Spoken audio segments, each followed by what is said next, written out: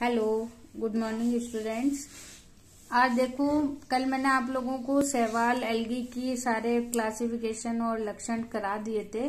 फिर उसके बाद में और भी चीजें थी, लेकिन उनको पढ़ाने से पहले मैं आपको एक लास्ट टॉपिक इसमें पढ़ा रही हूँ, क्योंकि ये इसमें कई ऐसी चीजें जो आगे काम आएंगी, फिर आपको समझ में नहीं आएगी। इसलिए मैं इसको यहीं पे आपको करा रही हूँ, ताकि अपन जब ब्रायोफाइटा और टेरिडोफाइटा पढ़ें तो वो चीज आपको आसानी से समझ में आ जाए। अब ये देखो, अपने पास में जो टॉपिक है वो क्या है, ये पादप जीवन चक्र तथा संतति या पीढ़ी एकांतरण। ये शब्द कई बार आता है, तो इसलिए ये इम्पोर्टेंट है कि कोई भी पौधा हो, कोई भी जीव हो, उसका तो यहाँ पे देखो एक शब्द दे रखा है पीढ़ी एकांतरण। पीढ़ी एकांतरण इसे अपन बोलते हैं ऑल्टरनेशन ऑफ जनरेशन। जो पीढ़ियां होती हैं, उन एक पीढ़ी के बाद में दूसरी पीढ़ी आती है, आपको पता है। तो उसी तरीके से यहाँ पे पीढ़ी का एकांतरण होता है। सबसे पहले अपने को ध्यान रखना है, चाहे हम हो चाहे पौधे हों, उनमें दो तरीके की कोशिकाएं होती हैं, अगुणित और द्विगुणित। अगुणित मतलब हैप्लॉइड बोलते हैं उसको इंग्लिश में, और द्विगुणित डिप्लॉइड। तो जैसे मान लीजिए मैं अपने मनुष्य का अपने को एग्जाम्पल आपको देती हूँ कि अपने में 46 क्रोमोसोम्स हैं, 46। तो 46 जो है वो संख्या कहलाती है द्विगुणित, और उसको अपन 2n से करते हैं। और अगुणित होती है 23, यानी कि उसको अपन स्मॉल n से। तो ये सबसे पहले आपको ध्यान रखना है कि अगुणित मतलब n, यानी कि वहां पे गुणसूत्रों की संख्या आधी है, और द्विगुणित यानी 2n जो कि सामान्य अवस्था है। और n और 2n के बीच में एक एकांतरण चलता रहता है, पहले n फिर 2n फिर n फिर 2n। तो इस तरीके से एक चक्र चलता रहता है, जिसे ही हम क्या बोलते हैं, पीढ़ी एकांतरण। अब यहाँ पे देखो, अगर पौधा अगुणित अवस्था में यानी कि n अवस्था में, तो हम उसको बोलते हैं युग्मोद्भिद, यानी उससे युग्मक बन रहे हैं। और जब पौधा 2n अवस्था में है तो हम उसे बोलते हैं बीजाणुद्भिद या स्पोरोफाइट। तो यहाँ पे ध्यान रख लो, क्योंकि कई चीजें इसमें हिंदी में फिर इंग्लिश में। तो जहाँ स्पोरोफाइट दे रखा है उसको आप कर लो बीजाणुद्भिद।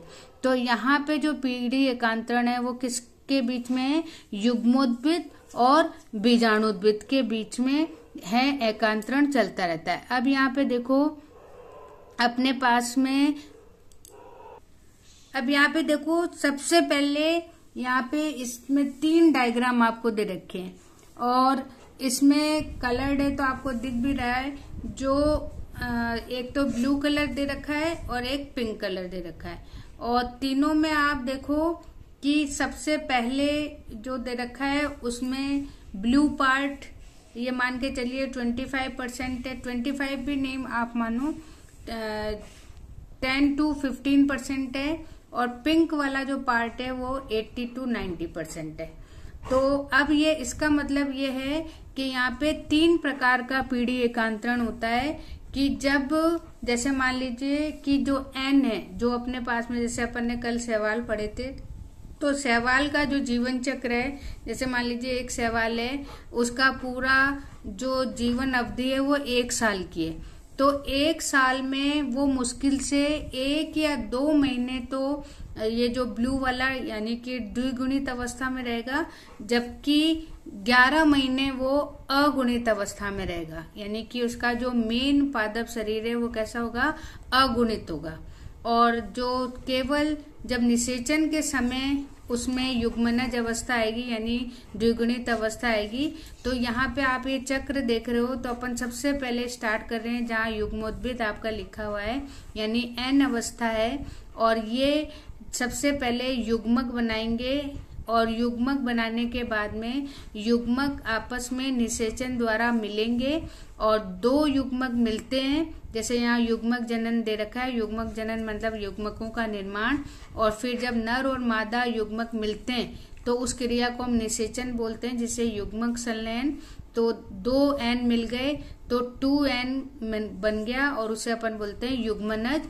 और फिर युग्मनज जो है मियोसिस मतलब अर्धसूत्री विभाजन है, और उस अर्धसूत्री विभाजन से ये वापस से एन अवस्था में बदल जाएगा और बहुत सारे बीजाणु बनेंगे, वो अंकुरित होंगे और वापस से हमें युग्मोद्भिद पौधा मिल जाएगा। तो इस तरीके से जो है एक एकांतरण यहाँ पे चलता है।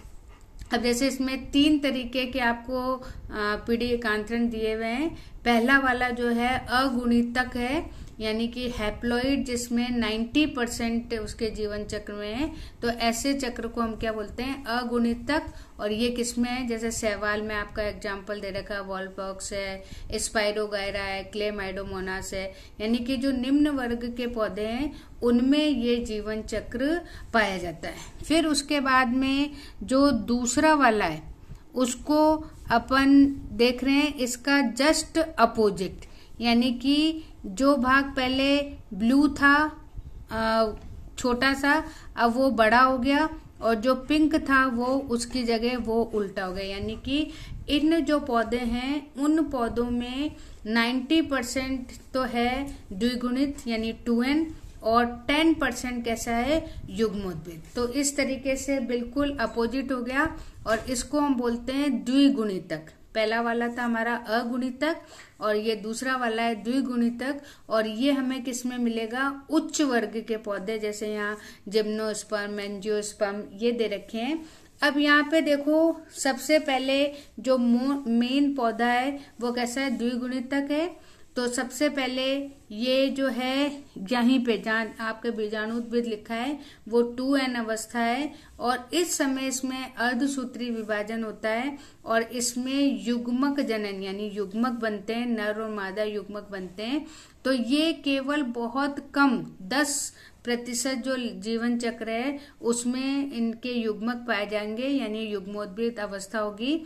फिर वापस से निषेचन होगा, युग्मनज का निर्माण होगा, और युग्मनज जो है मेन पौधे का निर्माण करेगा। तो इस तरीके से ये दूसरी अवस्था हो गई। फिर जो तीसरा वाला है वो पहले और दूसरे की मध्य अवस्था है, यानी कि इसे हम क्या बोलते हैं, अगुणितक और द्विगुणितक, यानी दोनों के मध्य की अवस्था है। और ये जो है किसमें पाई जाती है, अब जो अपन ब्रायोफाइट, टेरिडोफाइट, इसीलिए मैंने आपको पहले ही बता दिया ताकि आपको ये ध्यान रहे कि ब्रायोफाइटा और टेरिडोफाइटा मिश्रित है, यानी कि यहाँ पे आपको बीजाणुद्भिद 50% मिलेगा, और 50% यानी कि आधा जीवन इसका बीजाणुद्भिद होगा और आधा जीवन इसका युग्मोद्भिद होगा, यानी 2n अवस्था आधे जीवन में रहेगी और n अवस्था आधे जीवन में।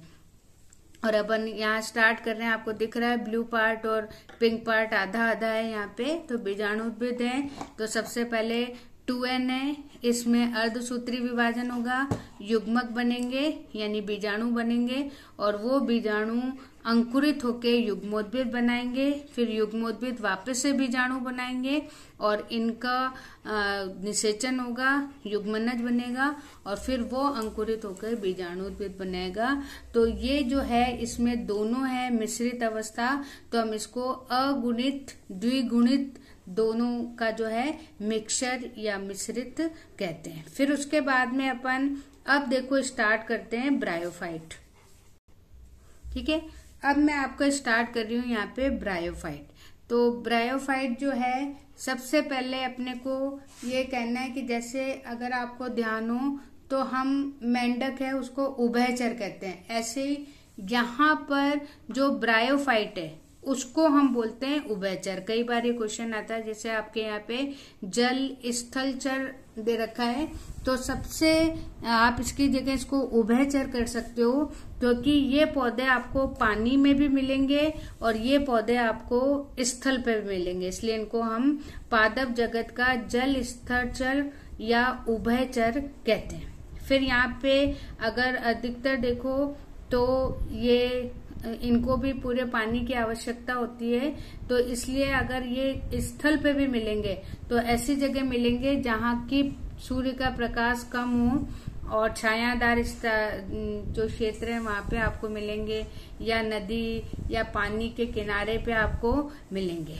फिर यहाँ पर सबसे पहले दो आपको दे रखा है, मॉस और लिवरवर्ट, यानी कि ब्रायोफाइट को दो वर्गों में विभाजित किया गया है, मॉस और लिवरवर्ट। इसके कैरेक्टर अपन आगे पढ़ेंगे। अभी यहाँ पे अपन पहले सिंपल जो लक्षण है वो लक्षण इसमें पढ़ते हैं। सबसे पहले देखो कि ये उभयचर है, उभयचर यानी कि दोनों में। अब ये आपको अधिकतर तो पानी में मिलेंगे, लेकिन स्थल में भी मिलेंगे, लेकिन अगर निषेचन के लिए इनमें पानी की बहुत ज्यादा आवश्यक होती है, तो ये इसलिए जो है उभयचर कहलाते हैं। तो सबसे पहले इम्पोर्टेंट आप ये कर लो कि इनको जीवित रहने के लिए पानी की आवश्यकता है, इसलिए ये नदी के किनारे वगैरह पे मिल सकते हैं। फिर यहाँ पे देखो एक बहुत इम्पोर्टेंट वर्ड आपको दिया हुआ है, अनुक्रमण। अनुक्रमण क्या होता है? इसको अपन इंग्लिश में सक्सेशन बोलते हैं। अनुकरण मतलब है कि जैसे अगर आपको कोई काउंटिंग या गिनती लिखनी है तो आप कहाँ से स्टार्ट करोगे? 1 से लेके। तो यहाँ पे अनुक्रमण का सबसे छोटा यानी कि ब्रायोफाइट को हम ये मानते हैं अनुक्रमण। जैसे मान लीजिए सबसे पहले शैवाल आए, फिर उसके बाद में ब्रायोफाइट, फिर टेरिडो, फिर जिम्नोस्पर्म, फिर एंजियोस्पर्म। तो ये एक विकास का क्रम है। तो अगर किसी स्थान पर प्राकृतिक रूप से अगर के पौधे उगते हैं तो सबसे पहले, जैसे चट्टान है तो चट्टानों पर भी अगर पौधे उगते हैं तो उसमें सबसे पहला जो पौधा आता है वो किसका आता है? ब्रायोफाइट का। इसलिए इसे अपन क्या कहते हैं कि ये अनुक्रमण में बहुत अधिक सहायक है। फिर उसके बाद में अपन इसके दूसरे लक्षण देखते हैं। तो अब यहाँ पर थोड़ी सी अपने को लक्षण अच्छे दिखने लगे हैं कि जैसे शैवाल था तो उसमें इतने अपने को विशेषताएं नहीं दिखी थी, लेकिन यहाँ पर आपको, आप डायग्राम में भी देखो कि सबसे पहली बात तो यहाँ पर अब आपको थोड़ा सा पौधा सा दिखाई देने लगेगा। हालांकि ये एक कोशिक और बहुकोशिक होते हैं। फिर यहाँ पे देखो वास्तविक मूल, तना, पत्तियां इसमें नहीं होती हैं, लेकिन उनकी जैसी संरचनाएं होती हैं, इसलिए सब अपन क्या बोलते हैं? मूल सम यानी मूल जैसी, पत्ती सम यानी पत्ती जैसी, तना सम यानी तना जैसी। तो इस तरीके से होती है। और ये जो है अभी जैसे अभी पिछले उसमें बताया था कि इसमें भी युग्मोद्भिद और बीजाणुद्भिद दोनों पीढ़ियां पाई जाएंगी। जो युग्मक उत्पन्न करेंगी उसको युग्मोद्भिद कहेंगे, और जो बीजाणु उत्पन्न करेंगी उनको अपन बीजाणुद्भिद कहेंगे। अब देखो यहाँ पे अगर नर अंग की, अगर हम लैंगिक अंगों की बात करें तो लैंगिक अंग में नर अंग जो होते हैं, ये कई बार पूछा जाता है, तो उसको हम पुंधानी बोलते हैं, और जो मादा जनन अंग है उसको हम स्त्रीधानी कहते हैं। और जो स्त्रीधानी होती है वो बिल्कुल फ्लास्क जैसे अपना जग होता है उसकी जैसी संरचना होती है, और ये स्थिर होती है जो स्त्रीधानी होती है। और एक स्त्रीधानी में केवल एक अंडा परिपक्व होता है, और जो पुमंग होता है वो चल होता है, यानी कि जब निषेचन होता है तो पुमंग के लिए जल की आवश्यकता होती है, और वो पानी में इसके सहायता से कहाँ पहुंचता है? स्त्रीधानी के पास में। फिर यहाँ युग्मनज का निर्माण होता है, और युग्मनज यानी 2n बनता है। फिर उसके बाद में उसमें न्यूनीकरण विभाजन, ठीक है। तो जो है यहाँ पर न्यूनीकरण मतलब होता है अर्धसूत्री विभाजन। तो युग्मनज बनता है, लेकिन अभी एकदम से सीधा इसमें अर्धसूत्री विभाजन नहीं होता है। युग्मनज अंकुरित होता है, और अंकुरित होके 2n यानी बीजाणुद्भिद का हमेशा कैसा होता है? 2n होता है, उसका निर्माण करता है। लेकिन यहाँ पे जैसे अगर आप डायग्राम देख रहे हो यहाँ पे, तो इस डायग्राम में आप देखो कि किस तरीके से, देखो यहाँ पे आपको फोटो दिख रही है फ्यूनेरिया की। अब इसमें देखो ये जो पौधा है, ये पौधे में आपको बीजाणुद्भिद अवस्था भी दिख रही है और आपको युग्मोद्भिद। तो ये यहाँ पे बहुत इंपॉर्टेंट कैरेक्टर है कि इन पौधों में दोनों ही एकांतरण या दोनों पीढ़ियां एक साथ यहाँ पर दिखाई देती है। तो ये थोड़ा सा इम्पोर्टेंट हो गया यहाँ पे कि युग्मोद्भिद है तो उसी पे स्पोरोफाइट दिखाई देगा। तो इस तरीके से ये दोनों पीढ़ियां एक साथ है। फिर उसके बाद में देखो अगर अपन इसका थोड़ा आर्थिक महत्व देखें तो अन्य पौधों की अपेक्षा इसमें कम है। सबसे पहले तो क्योंकि आपको इसमें जातियों के हिसाब से स्फेगनम होता है ब्रायोफाइट का एक एग्जाम्पल, जिसका उपयोग जो एनिमल वगैरह होते हैं, जंतु वगैरह होते हैं, उनके खाने के लिए काम में लिया जाता है। फिर उसके बाद में यहाँ पे एक नाम दे रखा है पीट। तो पीट मतलब होता है ये कोयला है कि स्फेगनम में जब काफी समय तक, जैसे मान लीजिए आज जो कोयला मिलता है तो हम ये मानते हैं ब्रायोफाइट और टेरिडोफाइट के जो पौधे हैं वो दबने के कारण किस में बदल गए, ईंधन में या कोयला में। तो अगर स्फेगनम है तो पीट एक कोयला का प्रकार होता है, केमिस्ट्री में आप पढ़ोगे, और इसको हम उपयोग में लाते हैं ईंधन के रूप में, जलाने के रूप में।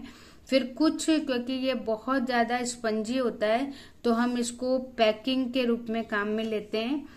उसके बाद में इनमें जो है पानी रोकने की बहुत क्षमता होती है, यानी कि अगर ये इतने घने होते हैं तो अगर हम मिट्टी में या कहीं लगा दें तो वहां पर पानी को हम आसानी से रोक सकते हैं। फिर उसके बाद में जो अभी मैंने आपको स्टार्टिंग में बताया था कि ये चट्टानों पे उग जाते हैं, इसलिए पारिस्थितिक या इकोलॉजी के हिसाब से भी इनका बहुत ज्यादा महत्व है, क्योंकि ये चट्टानों को तोड़ देते हैं और फिर वहां चट्टान को मिट्टी में बदल देते हैं, मिट्टी के बाद में वहां पर पौधे उगने लगते हैं। तो ये इनका कुछ आर्थिक महत्व है। फिर उसके बाद में अपन इसका क्लासिफिकेशन पढ़ रहे हैं, तो इसको दो भागों में बांटा गया है। पहला है लिवरवर्ट, लिवर मतलब यकृत। तो इन पौधों की जो संरचना है वो यकृत जैसी होती है, इसलिए हमने इसको लिवरवर्ट में डाला है। और ये भी जो है छायादार जगह पे या दलदल वाले स्थान पे मिलेंगे। इनका जो थैलस होगा वो चपटा होता है, क्योंकि जैसे अगर आपने लिवर देखा है तो स्पंज जैसा दिखाई देता है। इसमें जो एग्जाम्पल आपको डायग्राम में भी दे रखा है मार्केंसिया, तो मार्केंसिया यहाँ पे दिखाई देता है। फिर ये देखो एक और इम्पोर्टेंट चीज है, सबसे पहले तो अलैंगिक जनन है, तो यहाँ पे विखंडन हो गया, टूट गया और अलग बन गया। लेकिन यहाँ पर एक स्पेशल टाइप के जेमा कप यानी कप जैसी संरचना आप डायग्राम में भी देखो होती है, और इसके अंदर बीजाणु बनते हैं। अगर ये अलग हो जाए तो ये नए पौधों का निर्माण कर सकती है। तो ये गैमा कप जो है इसका ध्यान आपको रखना है। फिर लैंगिक जनन में तो पुधानी और स्त्रीधानी है, तो उनसे इसमें नर और मादा युग्मक बनेंगे और निषेचन करके युग्मनज बनेगा। फिर यहाँ पे देखो जो एक चीज दे रखी है, जो इसका शरीर है वो पाद, सीटा और कैप्सूल। तो पाद मतलब कि जो पैर भाग है वो, यानी कि रूट आप इसको कह सकते हो। फिर एक सीटा यानी तने जैसी स्ट्रक्चर, फिर कैप्सूल जिसमें कि बीजाणु बनेंगे। तो इस तरह की संरचना यहाँ पे होती है। फिर ये बीजाणु अंकुरित होते हैं और वापस से युग्मोद्भिद पौधा बना देते हैं। फिर उसके बाद में मॉस, ये नाम कई बार आपने सुना होगा। जो मॉस है उसको कई बार नर्सरी में मिलता है और मनी प्लांट जैसे अपन पौधों को लगाते हैं, और इसका मुख्य उद्देश्य है कि इनमें जल अवशोषण की क्षमता बहुत अधिक पाई जाती है। तो यहाँ पर संरचना आपको दिखा रहे हैं कि इसमें तंतु जैसी संरचना होती है, फिर ये बिल्कुल पौधे की तरह दिखाई देता है। और जो दूसरी अवस्था होती है वो पार्श्व कली के रूप में होती है। इसका जो तना है बिल्कुल सीधा पतला जैसे तना होता है, उसी तरीके से उसके ऊपर पत्तियां पाई जाती हैं। हालांकि ये वास्तविक नहीं है लेकिन दिखाई देती हैं, तो इसलिए हम उसको तना सम, पत्ती सम और मूल सम कहते हैं। फिर उसके बाद में इसमें भी लैंगिक जनन पाया जाता है, और सबसे पहले तो अलैंगिक या कायिक जनन है, तो इसके भी तंतु अगर टूट के अलग हो जाते हैं विखंडन क्रिया द्वारा। फिर एक है मुकूलन, जो ईस्ट में अपने को अगर आपको ध्यान हो तो मुकूल बनते हैं, और वो मुकूल अलग अलग होके और नए पौधे का निर्माण करते हैं। फिर लैंगिक जनन है, तो यहाँ पे भी पुधानी और स्त्रीधानी का निर्माण होता है और निषेचन द्वारा युग्मनज बनता है। और युग्मनज पहले स्पोरोफाइट यानी बीजाणु उद्भिद बनाता है। फिर बीजाणु उद्भिद में भी 3 भाग होते हैं, पाद, सीधा और कैप्सूल। फिर जो कैप्सूल है इसमें बीजाणु बनते हैं और ये बीजाणु अंकुरित होके इनमें जो है फिर अर्धसूत्री, ये ध्यान रखना कि जो यहाँ पे कैप्सूल है या उसके अंदर जो स्पोर यानी बीजाणु होते हैं, उनमें जो है मियोसिस या अर्धसूत्री विभाजन होता है, जिससे 4 बीजाणु बनते हैं और ये चारों बीजाणु अंकुरित होके फिर जो है बीजाणुद्वित का निर्माण करते हैं। अब यहाँ पे इसके जो एग्जाम्पल हैं वो फ्यूनेरिया, पॉलीट्राइकम, स्फैग्नम, ये कुछ उदाहरण हैं जो आप डायग्राम में देख लेना। अब ये देखो, आज मैंने आपको ब्रायोफाइट करवा दिया और मैं इसके साथ साथ मैं आपको अपनी वीडियो भी भेजती हूँ, तो उसमें आपको और भी ज्यादा समझ में आएगा। ठीक है, ओके, थैंक यू।